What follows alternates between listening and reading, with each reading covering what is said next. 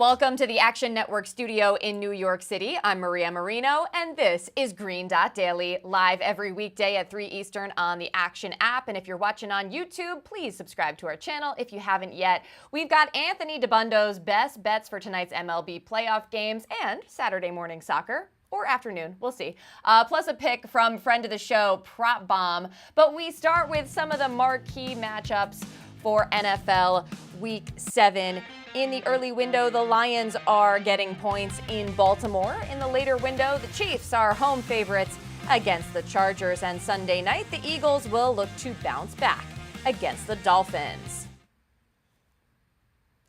Wouldn't be a football Friday without Stuckey and Chris Raybon. Hi, guys. Which of those games, Raybon, intrigue you the most from a betting standpoint? Hey, Maria, I like the Chargers. I think that every time they play the Chiefs, they are a good bet over a field goal. All the Chargers do is play these one-possession games. They make, they just play up and down in their competition. And I think this is going to be another case of that. This Kansas City offense still not clicking on all cylinders in the transition from Eric Bieniemy to Matt Nagy at offensive coordinator. They only scored 19 against the Broncos, and 3 of those points were because Sean Payton called a boneheaded timeout at the end of the first half. So I think the Chargers will be able to keep this one close again. You look at Justin Herbert in his career, when he's an underdog by more than a field goal, he's 10-1 against the spread. And then Mahomes, when you go back to early November of 2020, the Chiefs are just 14-27 against the spread when they're favored by more than a field goal. So these two teams, they just can't tend to play these type of games. So I think you're going to see another one. As Stuckey has pointed out many times, the only Chargers lost in this Herbert era, the last 4, 3, 3, 3, and 6, and the 6-point one was overtime. So at the end of regulation, the Chargers have either been leading, or they've been down 3. And so I think you're going to see another game that's going to come down to the wire. Yeah, that Chargers ATS record this season, 1-3-1, a little misleading because every spread was 3 or less except one, which was the push. But Stuckey, we'll turn it over to you. What pick do you have for Sunday?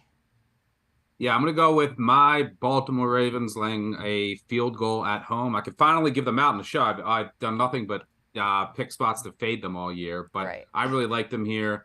I'm fading the lines at the top of the market, in my opinion. You're hearing the chatter. You're hearing Campbell Coach of the Year, Goff MVP, Lions 1 seed, Lions Super Bowl. What has happened in the last 3 weeks? We saw the Dolphins beat the Broncos by 70. Next week, all the chatter, get crushed.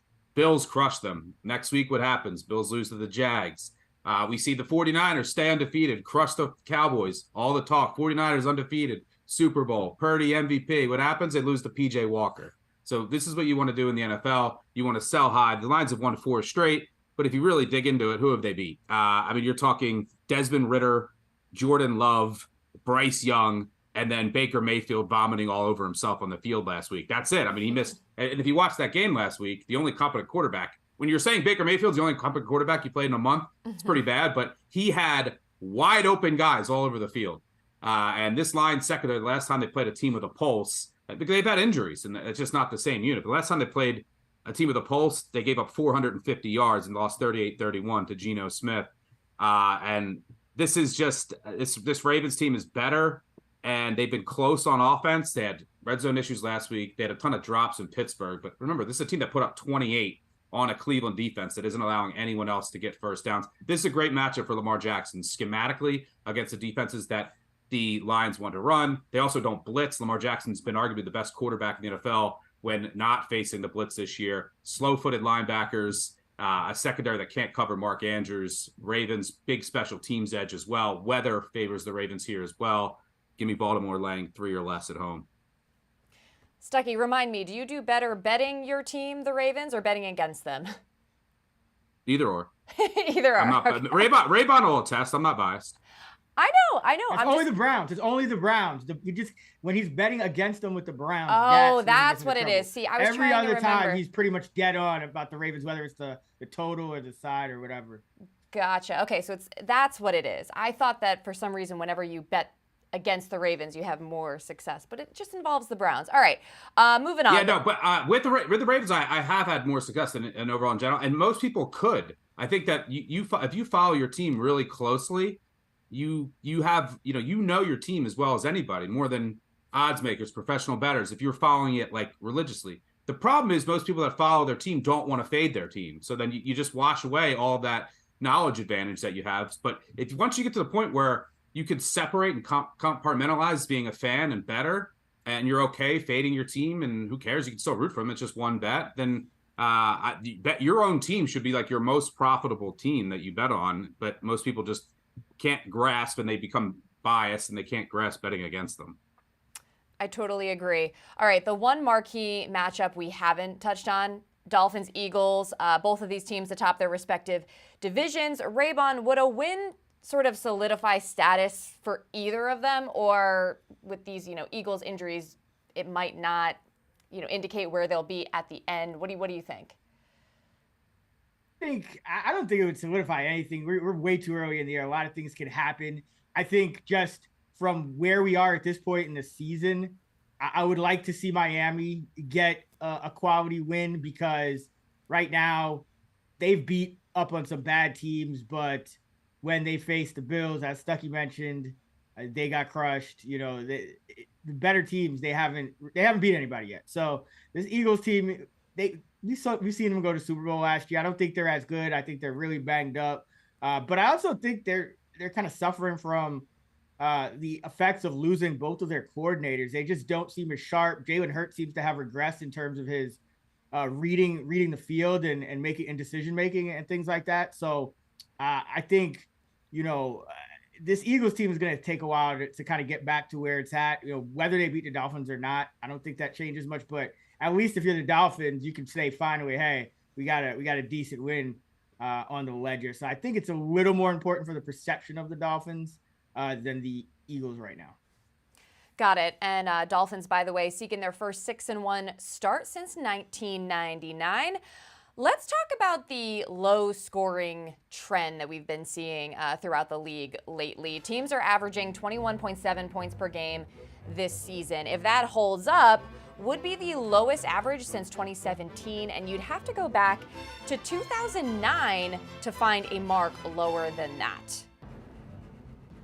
And we bring Darren Rovell into the fold now. How are we seeing bettors respond to these low scoring outputs?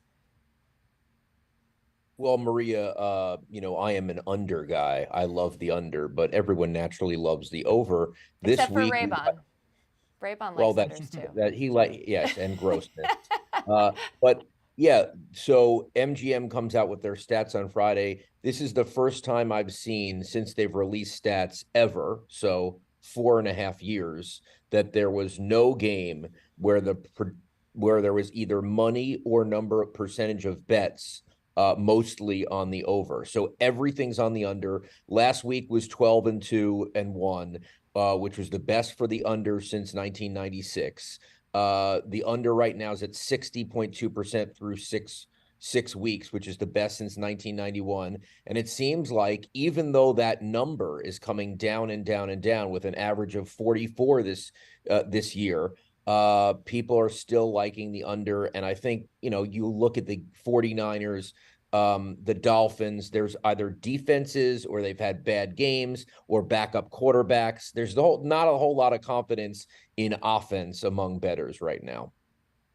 Yeah, they're becoming in tune with this trend. But Raybon or Stuckey, I wanted to see if either of you had thoughts on just why it seems like the games are so much lower scoring this year. Stuckey, any thoughts on that? Yeah, I mean, there's a number of one. It's a short sample size. It's 6 weeks, so you're always going to have a lot of variance. I think there's now some value in overs. The market's probably overcorrected. And a good sign of that is now that you're hearing everyone's betting unders, and you're hearing all these things about unders. The market has probably gone too far. But there's been a lot of red zone inefficiencies. There's also, this is a trend that goes back towards last year. Quarterback play has been down, and teams have to adjust to the defenses being played. Teams are just trying to prevent the explosive play, trying to make you methodically move down the field and then not score in the red zone. And teams aren't scoring in the red zone, and they're not and defenses are playing, more too high safety looks and saying we're going to take away explosive plays. And that's why you're seeing, yards per attempt down and totals down. There's just inefficient quarterback play, a number of reasons, but you got to keep in mind it's still a small sample size. One season of the NFL is even a small sample size in some aspects. So you don't want to overreact to these things. And in some cases, you might want to start to look at overs, because I think for example, I like the Lions Ravens over 42, like that line, even with some weather, 42 in that game. That's pretty crazy. But so I think that should be like 45. So you're seeing some overreaction in the market. You might want to possibly look at some overs this weekend. And just to add in one more thing before I get Raybon's thoughts, one game in the NFL doesn't mean anything. Like, who cares? Dolphins, Eagles, unless you're doing like, power ratings for like media. Right. But I will say the Dolphins, where it does matter is just like, the Dolphins need to win their division and get to like a 1 seed to be really important for them. Because in the AFC, to get through the playoffs, like, you're going to have to play in bad weather outdoors. And like, that's not the identity of this Miami team, as much as like Mike McDaniel wants to wear a shirt that says I'm not cold. They would be much better off playing down in the nicer weather of Florida with that offense and a bad defense later in the season. Gotcha. Well, Raybon, unless you had anything else to add, I wanted to get to the real reason Darren is here, which is to fade Rovell. You good? Yeah, I think just real quick on the unders, sports books typically one of the reasons they tend to beat the general public is because they're using larger sample size, but sometimes that can go against you because you're a little slower to adjust to league-wide trends. And one thing we have seen is average depth of target coming down. The average completion is only 10.6 yards this year. I think that's lower than it's been in a long time, and teams are just taking check downs more. There's also really just bad offensive line play league-wide. There's been a step up in, most teams have at least one good pass rusher these days. And, if you get any type of offensive line injuries, teams are playing cover 3, cover 4, and you're just having to throw shorter. So that is something that I think we've been seeing, combined with you're kind of transitioning in a lot of younger quarterbacks, and you don't have like the Breezes and the Roethlisbergers and the Rodgers and all these guys. So I think it's a confluence of factors, but I don't think it's necessarily just like small sample variance. I do think there are legit reasons why these games are going under, and I kind of expect it to continue. Usually you see as it gets colder and further into the year, the numbers start going down even more. So it'd definitely be something to keep track of. Well, as a fan of the Giants, I can identify with the, bad O-line, just bad quarterback play in general. And that reminds me, last week, Rovell's pick was on the Giants to cover. You were riding with Stuckey, so I want to see if Stuckey would actually be interested in running it back and riding with you. So one week was enough. 1 week was enough, please. Darren, what do you got? I'm going to call out the production team for the fact that now that I've finally won, that they don't put me in color. Like when I lose, they put me in gray, and it's rant and like press your luck, avoid the noise. Like, please. I mean, enough already. I'm in a tough position anyway. Listen, this week is 2-4. 2-4 is your record, by the way. Update the people. This week is so easy. Okay, it's Miami Dolphins, Miami Dolphins, Miami Dolphins #1. Miami Dolphins. I mean, it's just so easy. The Eagles are Raybon. They're not the Super Bowl team. God, they are. We are now playing their jerseys. They are awful. They don't even deserve to be a favorite in this game. I'm not going to go money line. I'm not, because when I did that with the Texans, that was so stupid. I'm not going to look a gift horse in the mouth here. I will take the Miami Dolphins right now, +2.5, and they will likely win the game, but I'm not going to push it. Raybon. Raybon likes it. Raybon likes it. I mean, I do lean Dolphins. I'm not gonna lie, but now that you said that, I might have to switch. But I think, listen, I do think there are some legitimate concerns with this Eagle team. I think the concerns with the Dolphin team center more around, just who they played and who they beat and who they haven't beat. But I do, the one thing with the Eagles, and that does worry me, is that I don't know if they could just magically, like it's just, it's a bounce back spot, is they've been playing really poorly against wide receivers. And that is just not what you can, like the game will get away from you so quickly if you can't guard Tyreek Hill and Jalen Waddle. So, say what you want about the Eagles, and, the market is probably too high in the Dolphins and too low in the Eagles, but that, if you look at the numbers, Eagles versus every wide receiver that they faced, like number ones, number twos, Slade's been in the lineup, Bradbury's been in the lineup, doesn't matter who's in, who's out, they've been terrible against wide receivers. So that is a concern. Say what you want to say, but the Eagles are out. By the way, I would say, I gotta know how you can love this bet. Like for that's an outrageous thing because it's not even at 3. So like, what should this line be to love it? Like, do you think that the Dolphins should be -3? That means it's like 5.5 points better than 5 points better than the Eagles in weather with wind. A bit hyperbole. You're right. I mean, to love it. If this was at 3, I could make a case for the Dolphins, but the weather's not going to help here, Miami. The wind. They look. I can see the arguments for Miami. Philly struggles on defense in the middle of the field. There's some injuries, but the Miami defense isn't going to be able to stop the run. And Philly could put together just like long, methodical, dominating drives that could wear down this Miami defense. And then with some wind and weather, like you just get a couple errant 2 throws, some stops in the red zone. That's all it'll take. I think this will be a really good game. It's explosive versus methodical. What's going to win out here? Who's going to get more stops? The Eagles have actually struggled in the red zone. The Dolphins haven't. Like, even though you would think that might be the opposite based on how the teams are set up, but I don't see how you can love it. And it's so easy at 2.5. But should be an entertaining game. I think as I mentioned before, I think the Dolphins need it more, right? Just because like I think it'd be much. The AFC race is going to be much tougher down the stretch, and the Eagles could really just go play anywhere with how they play. But the Dolphins, you don't want to be going to just like cold weather, windy games. And this could hurt them being a windy game. They're more of a finesse team with a bad defense. It's so I think the conditions favor the Eagles. You just said thin. Did you just say thinness? Thinness. So yeah, I don't hate it. I'm not against it, but I just don't see how you can love it. So if anyone was on the edge, now go Philly. We will see if Darren can move to 3-4 on the season. Wouldn't that be something? Stuckey's going to stick around to talk college ball real quick. But Darren, Raybon, thanks. We'll see you next time. Swim away, Darren. Swim away. All right, so college football week 8. Here's what the top 25 games are looking like, starting at noon Eastern on Saturday. Number 7, Penn State at number 3, Ohio State. Number 17, Tennessee at number 11. Alabama, that's at 3:30. Number 16, Duke taking on number 4, Florida State later on. And then number 14, Utah at number 18, USC. Back here with Stuckey. So are there any games that we just mentioned that you want to highlight that you're picking, or you want to just go with a different pick?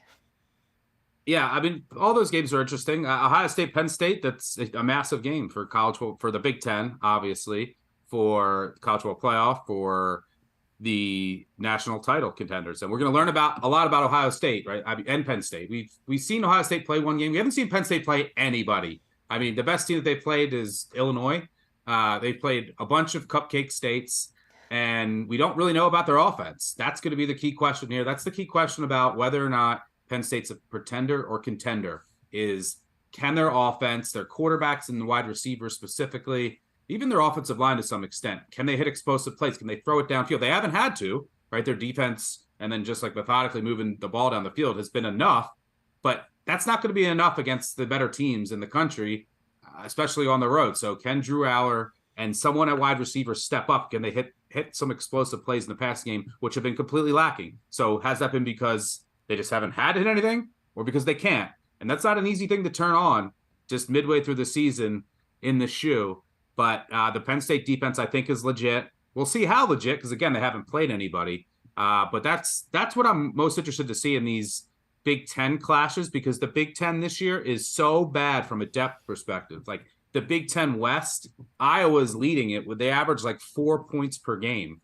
It's like the worst it's ever been. There's no depth. Even the teams in the East are bad. So you just have these 3 top teams. You don't get a lot of good data points on them. And they're, the teams that whoever comes out of the Big Ten is presumably going to the college football playoffs. So same with Michigan, right? Michigan in a couple weeks going to play Penn State. Before that, they're not going to play anybody with a pulse. So I think it's a really good learning game. I like the under.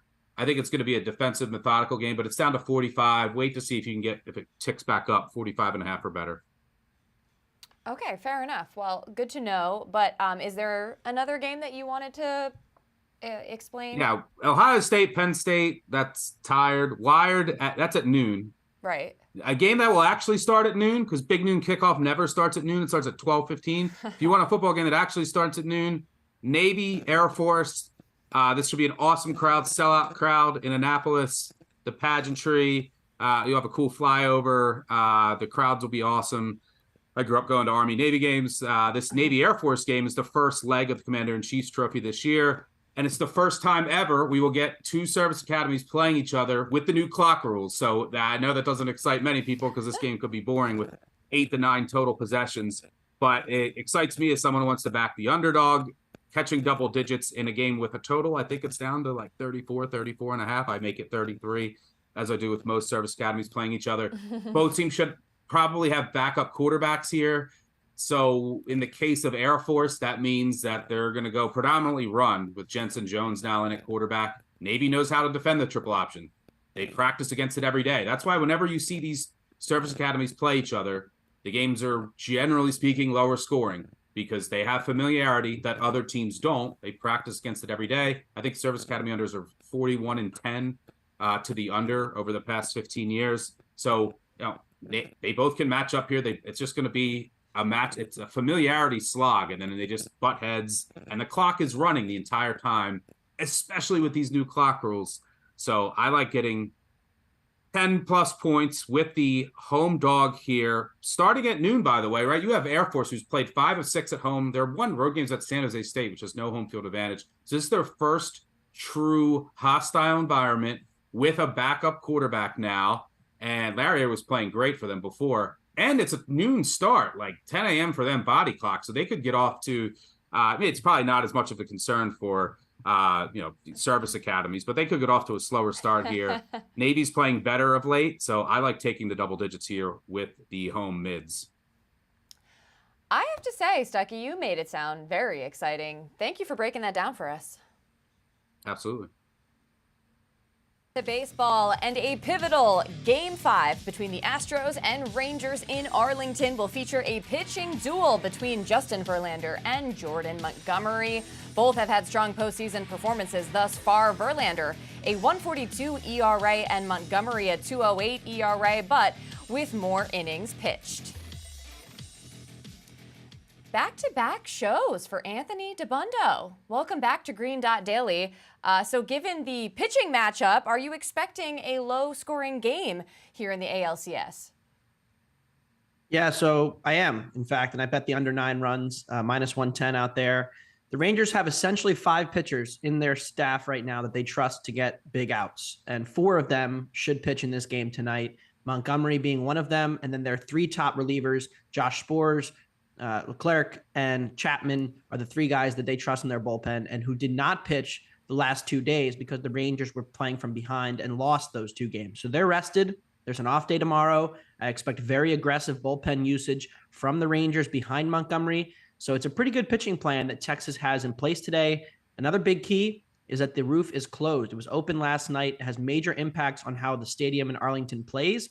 With the heat and the earlier start time today, they'll close the roof, and the park plays significantly better for pitchers with that setup. So I think that helps Verlander too, who's a bit of a fly ball pitcher at this point in his career. He generates a lot of fly balls.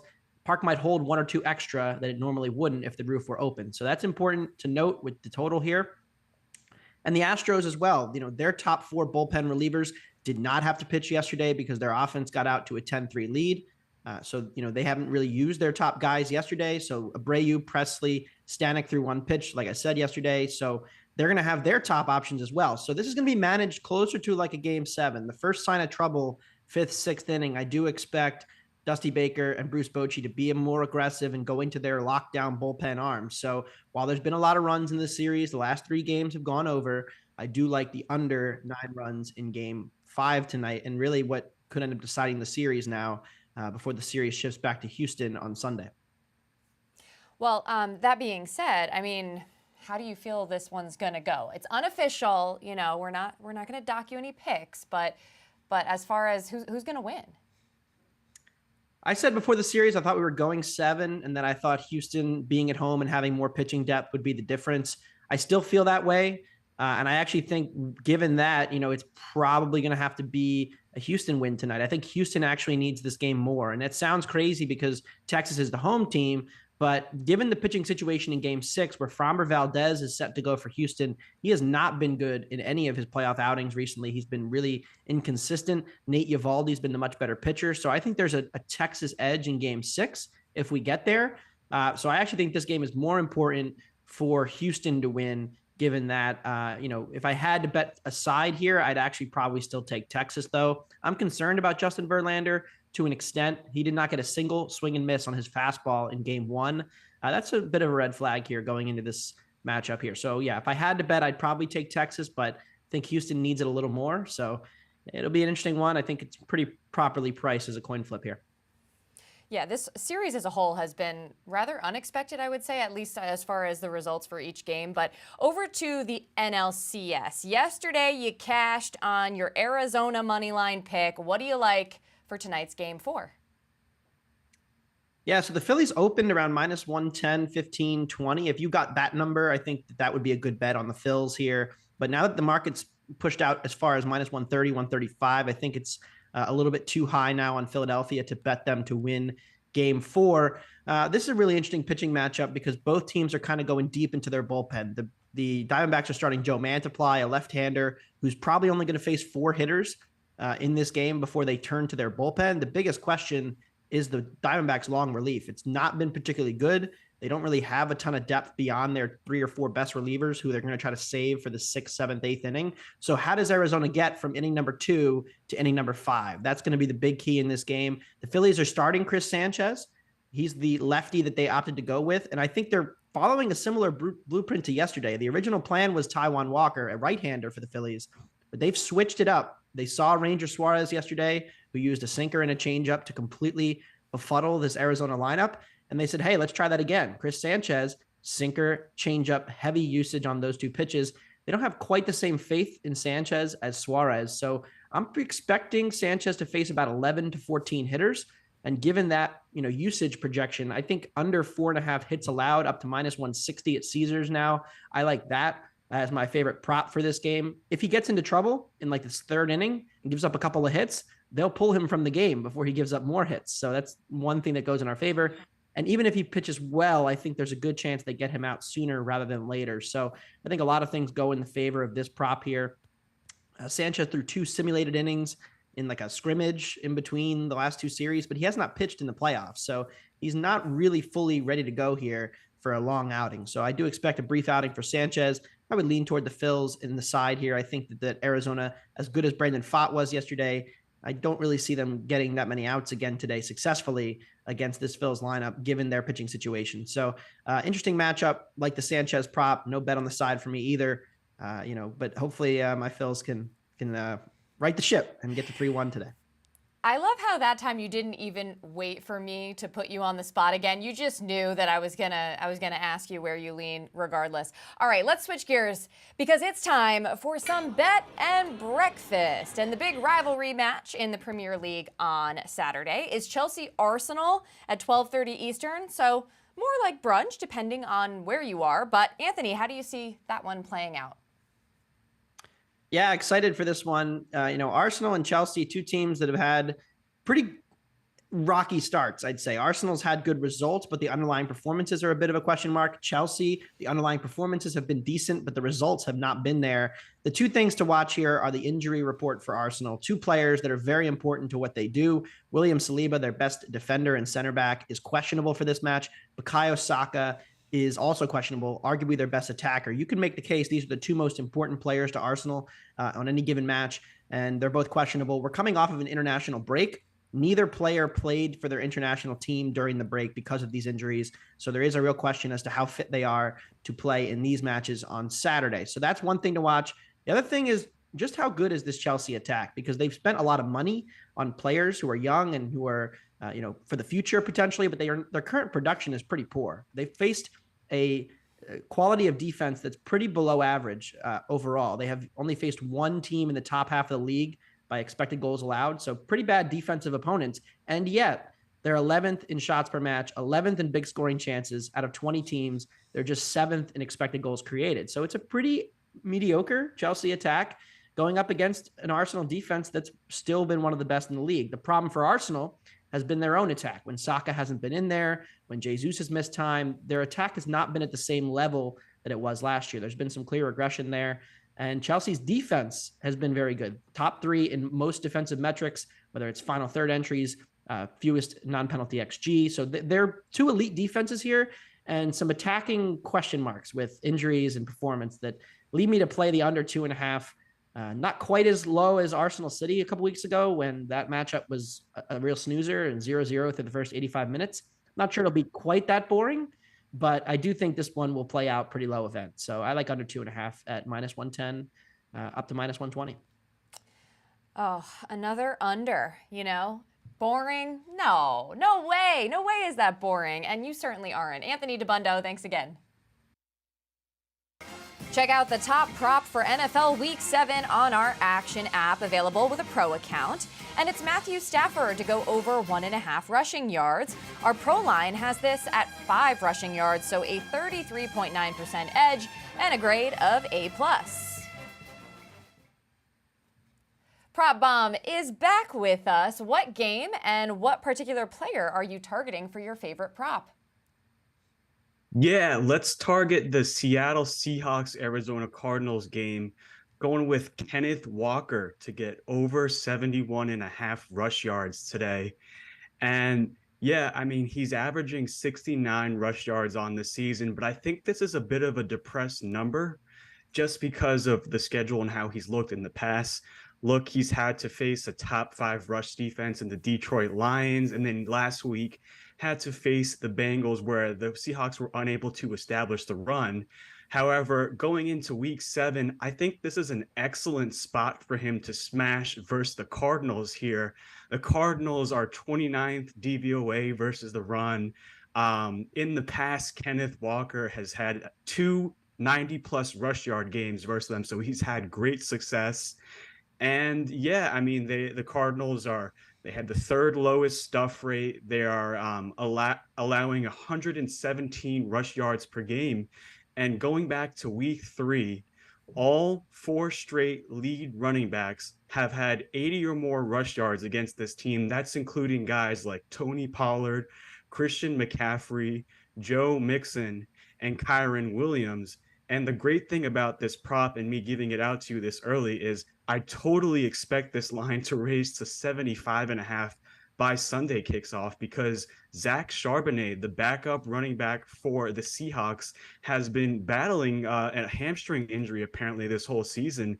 And there could be a strong possibility that he is doubtful this week, which would raise Kenneth Walker's floor here, having a more lead back role. And finally here too, you got the winning game script. Seahawks are 8.5 favorites. And, when Kenneth Walker has been in a winning game, he's averaging 98.9 rush yards per game, and he's gone over this in 10 of the 12 wins. So give me Kenneth Walker over 71 rush yards as my favorite week 7 player prop of the week. Well, we appreciate the lead time on this one, especially considering, like you said, the line might move. And, Walker has a chance here to really go off against a weaker Cardinals team. Prop Bomb, thanks so much. Coming up this weekend on Action Network, get ready for college football with BBOC on Saturday at 10:30 a.m. Eastern. Then on NFL Sunday, it's the Power Hour at 11 a.m. Eastern and the favorites just before Sunday Night Football. And in case you missed it, here's more of the great content we had for you throughout the week. And I'm going to take the Tampa Bay Buccaneers against the Falcons, but just the first half. Give me the Bucs -1 just in the first half. And I got to be honest, This is just straight up a bet against Desmond Ridder. Y'all called me out on it before the season. I was high in Atlanta coming into the year. I made the whole case for why I like the Falcons on our preseason pod without mentioning the quarterback. Woe is me. That did not go well for me. Desmond Ridder sucks. He looks so bad. He's been terrible early in games. He's worse on the road. Maction is great for the TV audience. We love it, having games on Tuesday and Wednesday. Not so much for the fan experience. You look at the crowds and there's like 200, 300 people. They better show out for this game. This better be a packed house. This is an opportunity to insert yourself in, arguably finishing the year ranked if you go ahead and win this and then win out and win the MAC title. This is it for Miami of Ohio. If you ask me right now, who's going to win the title? Like, hey, who do you think is going to win the title? My answer would be like a Brandon answer type answer of 5 minutes of, well, you got to factor in how long it takes to get there, and they got to be healthy, and what's their schedule look like? What's their seating? Do they have this matchup? Do they have that matchup? Do they have home court? Like, there's all these factors that information deficit you talked about helps us to answer. But if you're just like, if the playoffs, I always think about it as like, if the playoffs started tomorrow, which would be weird, but if they did, who would you like best? And my answer would still be the Denver Nuggets. AJ Allmendinger top 10 plus 550. My model is showing this at one of the best values on the entire weekend. Here I have it closer to like 350 for AJ Allmendinger. Really good at Darlington 2 earlier this year, and was a top 5 car at Homestead last year. So high tire wear racetracks, we always talk about the dirt guys and the guys that can run the top and rip the top. AJ Allmendinger is really good at high tire wear racetracks. Remember, any picks we give out here on the show, you can easily reference by following Green Dot Daily in the Action app. We keep track so you don't have to. And that's all for another week on Green Dot Daily. Thank you so much for watching. I'm Maria Marino, and I'll see you back here on Monday at 3 Eastern on the Action app and YouTube channel. Enjoy the weekend.